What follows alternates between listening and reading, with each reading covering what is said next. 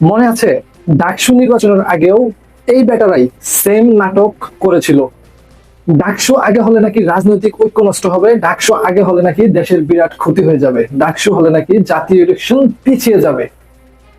তবে ডাকসু ইলেকশন শেষ, কোনো ক্ষতি হয় নাই আমাদের দেশের। আমাদের বলেন কি ক্ষতি হয়েছে? জাস্ট বিএনপি হারছে। ওরা যে গুহার হারবে এটা ওরা আগেই জানতো।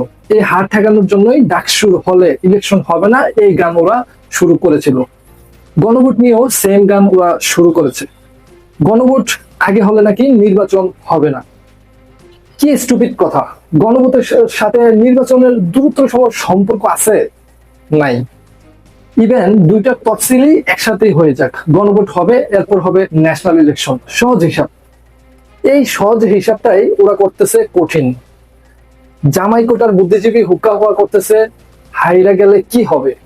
আরে ছাগল, জুলাইতে তো ছিলি না, পালাই আসিলি, আর জিত দিয়া তোর কি? গণভোট আগে হলে মানুষের কোনো সমস্যা হবে না, সমস্যা হবে তাদের যারা আওয়ামী লীগের পুরান খেলা সামনের 5 বছর খেলতে চায়। এরা জানে জুলাই সনদ সংবিধানে অ্যাটাচ হয়ে গেলে আর আওয়ামী লীগের মতো গুম খুন করা যাবে না, ব্যাংক ডাকাতি করা যাবে না, ব্যাংক ডাকাতি করে খাওয়া যাবে না, জোর করে চুরি করে ইলেকশনও করা যাবে না। এখানেই সব ভয়। গণভোট কোনো ইস্যু না। 1996 আর 2006 এর এরা হাসিনার মতোই ভোট চুরি করতে যাইয়াও পারে নাই, ভাবতেছে এবার পারবে। আপত্তিটা গণভোটে না, আসল আপত্তিটা হলো গণভোট হয়ে গেলে এদের চান্দাবাজি আর দান্দাবাজির রাজনীতি শেষ হয়ে যাবে। জুলাই সনদ আর গণভোট নিয়ে এদের ভয়টা ঠিক এখানেই। বিএনপি কেন জাতীয় সংসদ নির্বাচনের দিনেই গণভোট চায়? গণভোট হচ্ছে একটা স্বাধীন প্রক্রিয়া যেখানে মানুষ রাজনীতির বাইরে থেকেও বলে দিতে পারে তারা কেমন রাষ্ট্র কাঠামো চায়। গণভোটের উদ্দেশ্য সাধারণত হয় জনগণের মতামত জানা, একটা রাজনৈতিক ঐক্যমতকে বৈধতা দেওয়া, কিন্তু বিএনপির লক্ষ্য সেটা নয়। বিএনপি এই গণভোটটা চায় জাতীয় নির্বাচনের দিনেই করতে, কিন্তু কেন? এখানে আসল খেলা। যদি গণভোট আলাদা করে আগে হয় তাহলে তার ফলাফলের গুরুত্ব বাড়ে, আর ফলাফল যদি বিএনপির স্বার্থের বিরুদ্ধে যায় তাহলে মানুষ সময় নিয়ে বুঝতে পারবে কোন কোন পয়েন্টে পরবর্তী সরকার বাস্তবায়ন করতে বাধ্য এবং আদায় করতে পদক্ষেপ নিতে পারবে।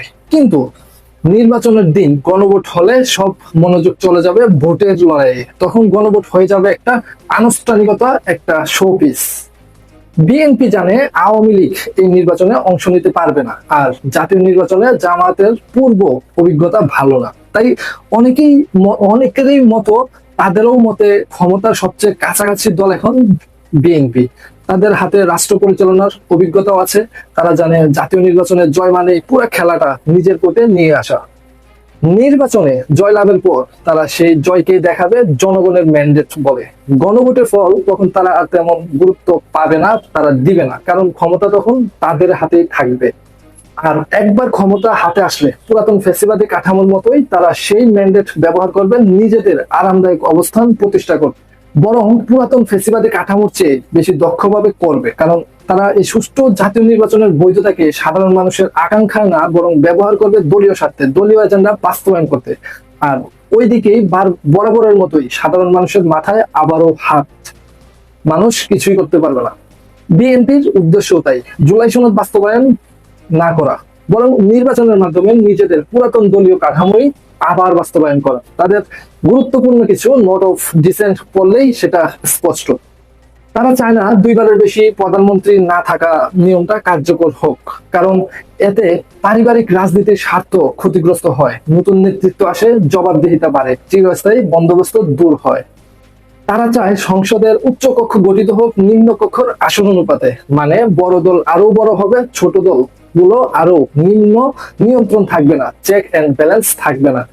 দুদক এবং পাবলিক সার্ভিস কমিশনের মতো গুরুত্বপূর্ণ প্রতিষ্ঠানে নিয়োগ দিতে চায় প্রধানমন্ত্রীর হাতে, যেখানে বেশিরভাগ দলই চায় নিরপেক্ষ কমিশনের মাধ্যমে এসব নিয়োগ হোক, যাতে নিরপেক্ষতা বজায় থাকে, দলীয় নিয়ন্ত্রণ চলে না আসে। সব মিলিয়ে বিষয়টা স্পষ্ট। গণভোট তাদের কাছে জনগণের মতামত জানার বা সনদ বাস্তবায়নের মাধ্যম না, বরং ক্ষমতা কুক্ষিগত করারই একটা কৌশলগত খোলস। নির্বাচনের দিন গণভোট মানেই হচ্ছে মানুষ ভোট দিবে কিন্তু সিদ্ধান্ত নিবে আগের মতোই ক্ষমতাবানরা। গণভোটের ফলাফল তখন শুধুই কাগজেই থাকবে, বাস্তবে আর থাকবে না। আর যারা ক্ষমতায় যাবে তারাই বলবে জনগণ তো আমাদেরকে বেছে নিয়েছে। গণভোট সত্যিকার অর্থে জনগণের প্রকৃত ক্ষমতা চর্চা এবং কাঠামোগত রায় দেওয়ার একটা উত্তম উপায়, কিন্তু বিএনপি সেটা করতেছে এমন ভাবে যেন সেই ক্ষমতাটা দেখতে জনগণেরই হবে, কিন্তু ব্যবহার করতে পারবো না, ব্যবহার করবে শুধু তারাই। এটাই আসল খেলা। গণভোটে হা হলে কি হবে আর না হলে কি হবে? আমি যা বুঝি সোজা কথা, হ্যাঁ মানে খুনিদের বিচার হবে, দেশ সংস্কার হবে, সকল ক্ষমতার উৎস হয়ে উঠবে জনগণ, মানে জনগণের ক্ষমতা জনগণ ফিরে পাবে। অর্থাৎ জুলাই বিপ্লবের আকাঙ্ক্ষা অনুযায়ী আগামীতে বাংলাদেশ চলবে। জুলাই গণভোট প্রশ্নে না মানে হাসিনার খুনকে বৈধতা দেওয়া, না মানে গুমকে বৈধতা দেওয়া, না মানে রাজনীতিবিদরা রাজা আর জনগণ কৃতদাসে পরিণত হওয়া, না মানে পরোক্ষভাবে জুলাইকে অস্বীকার করা, না মানে জনগণের বিরুদ্ধে দাঁড়ানো, কারণ জনগণ দেশের স্বার্থে রক্ত দিচ্ছে, দেয়। আর হ্যাঁ উত্তর হলে কি হবে? হ্যাঁ মানেই নতুন বাংলাদেশ, হ্যাঁ মানেই ইনসাফের বাংলাদেশ, হ্যাঁ মানে নতুন স্বৈরাচার হওয়ার রাস্তা বন্ধ, হ্যাঁ মানেই রাজনীতিবিদদের সুবিধার্থে তৈরি সংবিধানের কিছু জিনিস পরিবর্তন, হ্যাঁ মানেই সাধারণ জনগণের ক্ষমতায়ন, হ্যাঁ মানেই অন্ধকার হটিয়ে আলোতে পদায়ন, হ্যাঁ মানেই রাজনীতিবিদদের ক্ষমতার দাম্ভিকতা কমে যাওয়া, হ্যাঁ মানেই কারো দলীয় রাজনীতির স্বার্থে সাধারণ জনগণের বারবার নিজেদের জীবন বলিদান করার বন্ধ করো, হ্যাঁ মানে জুলাই সনদের বাস্তবায়ন। জুলাই প্রশ্নে আমি কোনো রাজনৈতিক দলের নেতা না, তবে আমি সবসময় জুলাইয়ের পক্ষে, কারণ আমি বিবেকহীন কিংবা ক্ষমতার লোভী নই। আমার চোখে এখনো শহীদদের রক্ত মাখা নিহত দেহটা ভাসে, আমার কানে এখনো মীর মুগ্ধের পানি পানি শব্দটা ভাসে, আমার চোখে এখনো আমার বন্ধুর গুলিবিদ্ধ রক্ত মাখা শরীর নিয়ে কাতরানোর দৃশ্যটা ভাসে, আমার কানে হাজারো মায়ের কান্নার শব্দ মনে পড়ে। এবার সিদ্ধান্ত আপনার, হ্যাঁ বলে শহীদদের পক্ষে থাকবেন নাকি না বলে ক্ষমতার লোভ দেখবেন। তবে যারা এখনো দেশের মানুষকে মূর্খ বা বোকা মনে করছে, তারা এই প্রজন্মকে চিনতে পারে নাই, তারা ইতিহাস থেকে শিক্ষা নেয় নাই। জনগণের বিরুদ্ধে দাঁড়িয়ে কেউ টিকে থাকতে পারে নাই, পারবেও না।